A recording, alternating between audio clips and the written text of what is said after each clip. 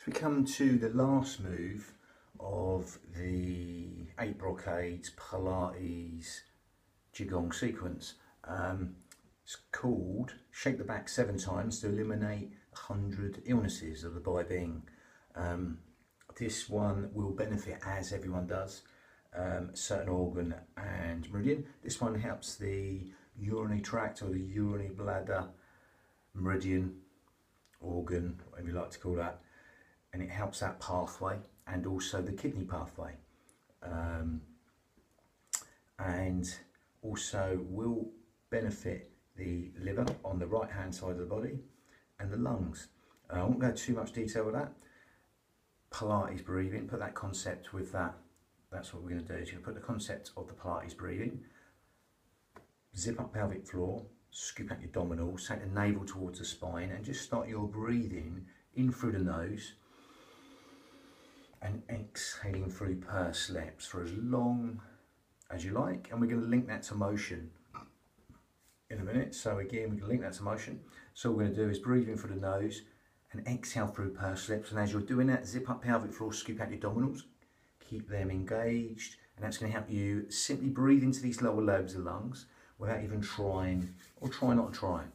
Okay, so we're going to go back and get that, link that to motion. I've put the modification in. There's a little bit, again, it's a nice flexion and extension one, so it'll massage the organs, the digestive organs, but also the extension, I've added a modification, putting the hands here. Again, in a traditional form it hasn't necessarily got that. You could just go here, but I'm going to put this in anyway. I think it's good to do a little bit of extension. If you've got any sort of slip disc, anything like that, you're going to be careful. Maybe even leave this bit out if it's too much. If you're fine, you know your back, and you know that's fine, you can do it without any support, but just be easy on it. And with the Pilates concept there, you want to just gather in, so that's going to support the spine anyway. So it's going to gather in and throw that corset on 3 layers deep. Okay, especially as you're doing this part, but all of it. Okay, you can exploit the range. So why that I mean, it's basically like a Uttanasana from yoga. I'll go back and demonstrate that. But again, you can have the legs straighter to make it harder, or basically wider to make it easier. Okay, so you've got less sort of range to get down. That's easy on the lumbar region, the back, the lower back. You can soften the knees as much as you like. It could be here, you know, or here. Legs will be straight to make it harder, or more bent to make it easier. When they're straight, never completely straight though, always just shy of locking out, soft on the knees. Okay, so see how that suits you. You've got no problems, go straight into it, do the whole thing, exploit the range there. Okay, again, from here, you're just going to start off, you're going to exhale down. With this, you're exhaling down. So this will be where, this is where the, roughly, where the urinary bladder tract or the meridian runs. And then you're breathing in up where the kidney meridians would roughly run. Okay, and then you're coming to the back here. I'm going to turn sideways on and slightly extending all on that in breath there.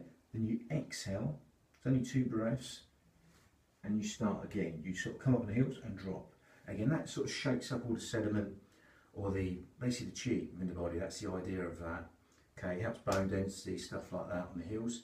But again, just going to go for that again. So it's just 2 moves basically, just with a drop in there to start the exhale. So put it all together now. So from here, exhaling down. Again, if you want to soften these, feel free, keep them straight. Breathing in, coming up. Hands here, spread the fingers where the kidneys are. And exhale and go down again. Breathing in, come up the inside. And go down. I'm just overemphasising that, you wouldn't have to do that harshly. Breathing in, coming up. Exhale down. Outside the legs, inside the legs, cross to where the kidneys. Again, I'm going to slow that down a little bit. So again, it's exhale down. Collapsing inwards, dying off. Think in tiny ways, especially as you flex over, because we're compressing this area between the ribs and the hips. So navel towards the spine, especially there. And then we're going to breathe in, come up the inside of the leg. hands on the back, that little, to start the exhale again, exhaling down, breathing, coming up. Again, a bit of extension there. Again, optional, exploit the range. So again, if it's really harsh back here, don't go there. If you don't need the hands, feel free, but I would support the back just in case. It's all in that in-breath, and then you exhale. Breathing in, coming up. Extension, still the breath, so we're breathing the spine basically, and exhale. Again, we're simply breathing on the spine because the spine naturally does that in everyday life. So we're simply overemphasizing that breathing back of the spine. Breathing in, gather in the whole time. Exhale. And breathing, come up. So to add more instability, going to make that, or you're just going to do a little pyramid with that. So it's optional how many of these you do. So as you exhale down, going to breathe in, come up, and do 2 jumps on the exhale before you start. So it's a, and then carry on the exhale all the way down. So it sounds like this.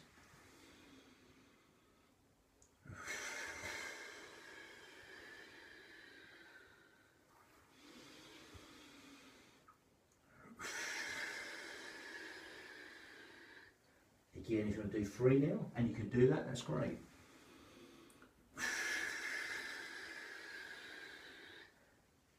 Again, and so on and so on. You generally do 7 rounds of this, but that's optional.